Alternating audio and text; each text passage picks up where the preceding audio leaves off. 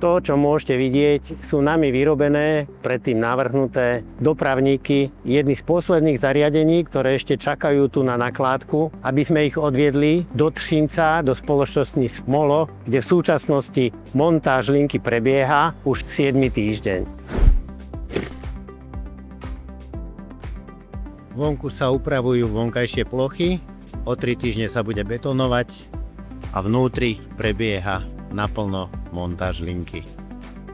Hala je už celá zaplnená, máme už nainštalovaných viac ako 3/4 všetkých zariadení. Montujeme vzduchotechniku na kabíny, vzadu montujeme zásobníkové boxy s posuvným dnom. Tu môžete vidieť inštaláciu optického triediča. Je to stroj, ktorý je postavený najvyššie na celej linke.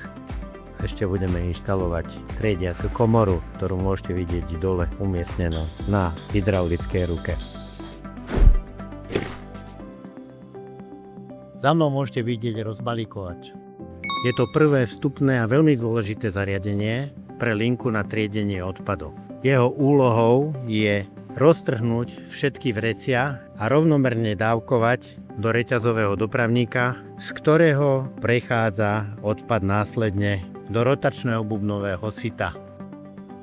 Úlohou sita je roztriediť tento odpad na tzv. Nadrozmernú frakciu, strednú frakciu a podrozmernú frakciu. Následne odpad odchádza na ďalšie triedenie. Predo mnou je balistický separátor, jeden z dôležitých zariadení optickej triediacej linky. Jeho úlohou je roztriediť materiál na fólie, tzv. 2D časti, na fľaše, bandasky, kozmetiku, tzv. 3D časti. A tak ako môžete vidieť, jeho dno má v sebe otvory, cez ktoré zároveň prepadáva ten drobný odpad o rozmere do 40 mm. Za balistickým separátorom nasleduje optický triediaci stroj na triedenie fólií. Hneď vľavo vidíte automatický triediaci robot a tu je ďalší optický triediaci stroj na triedenie tzv. 3D frakcie tvrdých plastov, bandasky, fľaše a podobne. Na čo sa pozeráme? Je to rotačné bubnové sito.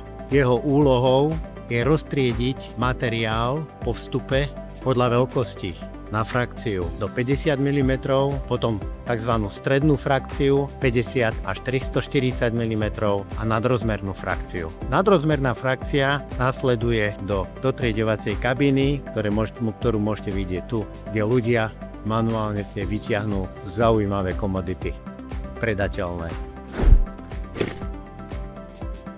Pozeráme sa na magnetický separátor, ktorého úlohou je vytiahnuť z odpadu všetky magnetické kovy. Dopravník, nad ktorým je magnetický separátor umiestnený, je v časti pod separátorom vyrobený z nerezového materiálu.